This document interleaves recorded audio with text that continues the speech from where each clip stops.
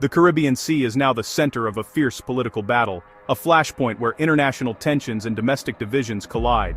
This standoff isn't just a contest between nations, it's a struggle playing out within the very heart of Washington, D.C., exposing deep rifts among America's leaders.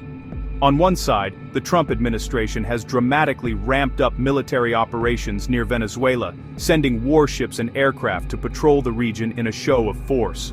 On the other, a bipartisan group in Congress is sounding the alarm, warning that the president's actions may be pushing the limits of executive power and bypassing the checks and balances enshrined in the Constitution. The core question at stake: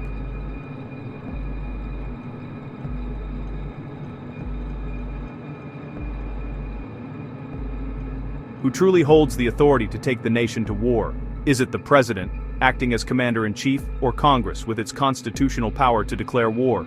Recent aggressive military maneuvers have reignited this age-old constitutional debate, bringing it to the forefront of American politics once again. The administration insists its actions are necessary to combat narco-terrorists, claiming that criminal networks in Venezuela pose a direct threat to American lives and security. But many lawmakers argue these moves risk entangling the U.S. in a new, potentially costly conflict, one that lacks proper debate, oversight, and authorization from Congress. The stakes are high. Every decision carries real-world consequences, from the potential for military escalation to the urgent need for transparency and public accountability. President Trump has made his intentions clear, vowing to increase pressure on Nicolas Maduro's regime and publicly labeling Maduro a drug kingpin, further escalating tensions. The military buildup in the Caribbean is the most direct and visible expression of this hardline policy, yet signaling a willingness to use force if necessary. Lawmakers warn that even so-called counter-narcotics operations, if they involve the risk of armed conflict, require explicit congressional consent under U.S. law.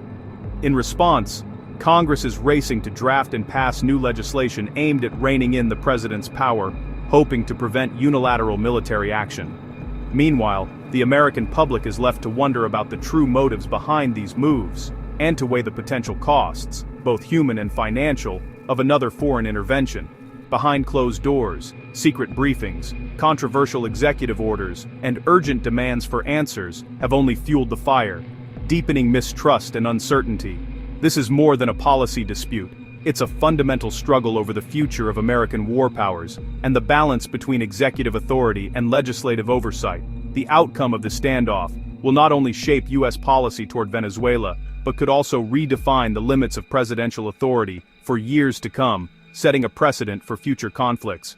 As of December 6, 2025, the situation remains fluid and unpredictable, with both sides digging in and neither willing to back down. The nation now stands at the brink of a constitutional showdown, with the eyes of the world watching to see which branch of government will ultimately prevail. Congress is fighting back, determined to reclaim its constitutional authority over war. Lawmakers from both parties argue the president has overstepped. Senators Caney and Merkley introduced a bill to block funding for military action in Venezuela without congressional approval. The bill allows for self-defense but aims to prevent unauthorized campaigns. This is part of a broader effort. Earlier resolutions also sought to limit executive power. Lawmakers fear the war on drugs is a pretext for regime change and escalation.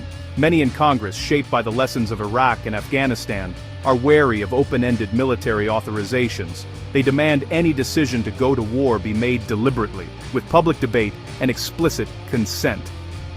The fight is about restoring the constitutional balance between Congress and the president. The Trump administration's Caribbean strategy is anything but subtle. In a dramatic show of force, the U.S. government has ramped up its military presence in the region, signaling a new phase in its so-called war on drugs, deploying assets like the USS Gerald R. Ford. The U.S. has launched over 20 strikes on suspected drug boats since September. Warships and aircraft now patrol the Caribbean waters with increased frequency, sending a clear message to both allies and adversaries.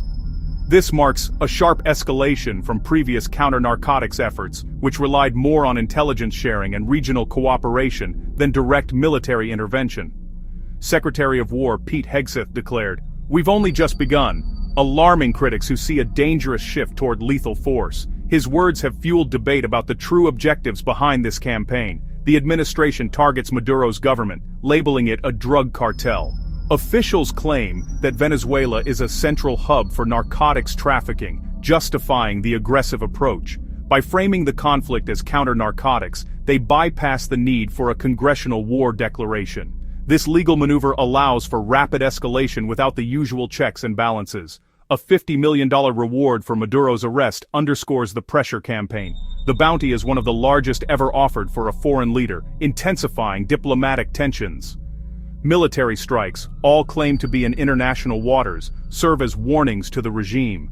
Each operation is carefully publicized, aiming to deter further drug shipments and demonstrate American resolve.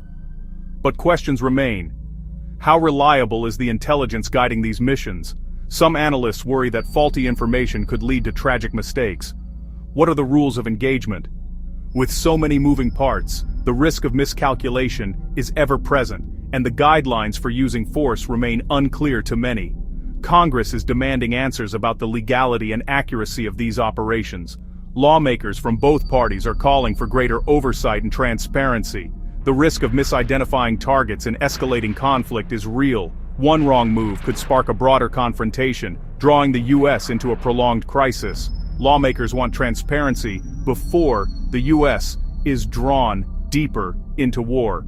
As the situation intensifies, the nation faces tough questions about the costs, consequences, and ultimate goals of this new front in the war on drugs.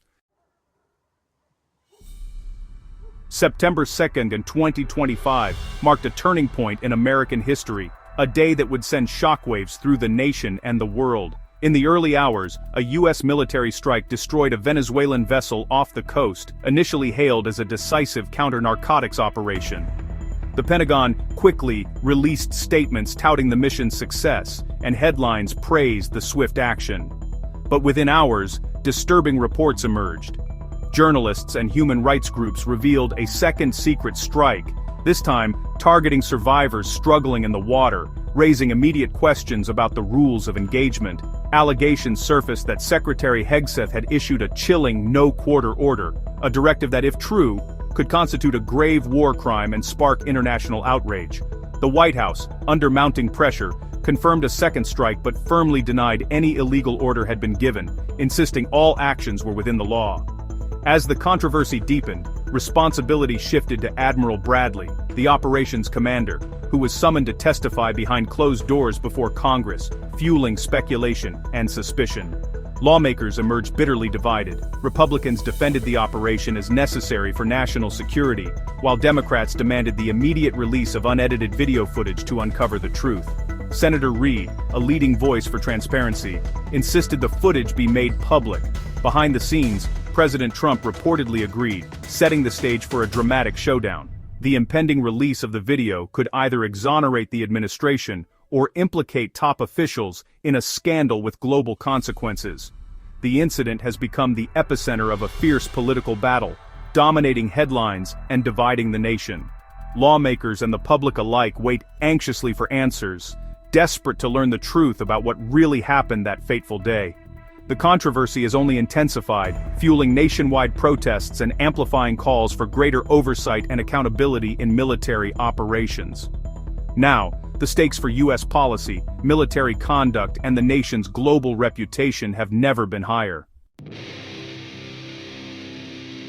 The Trump administration defends its actions as necessary to protect the U.S. from narco-terrorism. They argue these are law enforcement actions against criminals, not acts of war against Venezuela. All strikes, they claim, occurred in international waters, avoiding violations of international law.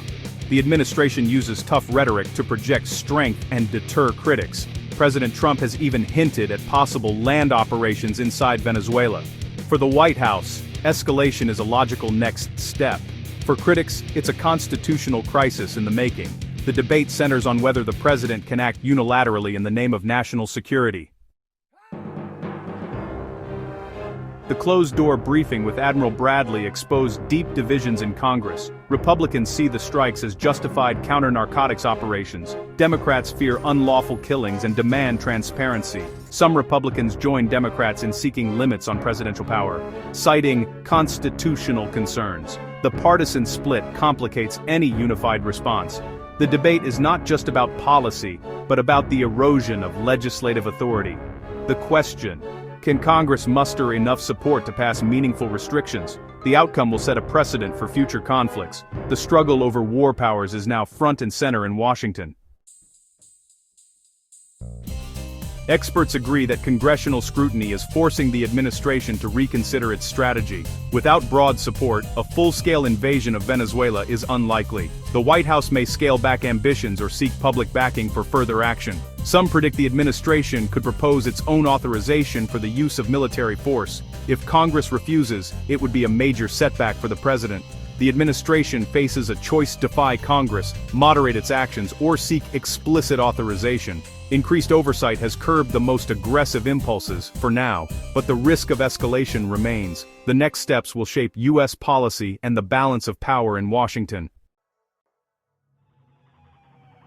At the center of this crisis is Nicolás Maduro. The U.S. aims to remove him, framing his regime as both illegitimate and criminal. By labeling Maduro a drug kingpin, the administration justifies military and economic pressure. Despite years of sanctions and isolation, Maduro remains in power, backed by the military and foreign allies. The humanitarian crisis deepens, but the political stalemate endures. The administration's escalation is a gamble, hoping force will break the deadlock or trigger a coup. But military pressure could backfire, strengthening Maduro's grip and risking wider war. The endgame is uncertain, and the stakes are higher than ever. The U.S. risks being drawn into a conflict with unpredictable consequences. The world watches as the crisis unfolds. America faces a defining moment, caught between executive action and congressional oversight. The release of the September 2nd strike video could shift public opinion and policy. Congress may succeed in reasserting its war powers, forcing the administration to seek authorization or scale back. Or, the White House could escalate, risking a constitutional crisis and a wider war. The debate pits decisive executive action against the need for deliberation and accountability. The outcome will shape U.S. foreign policy and the balance of power for years. As the world watches, America must choose its path. The stakes for democracy and for peace could not be higher.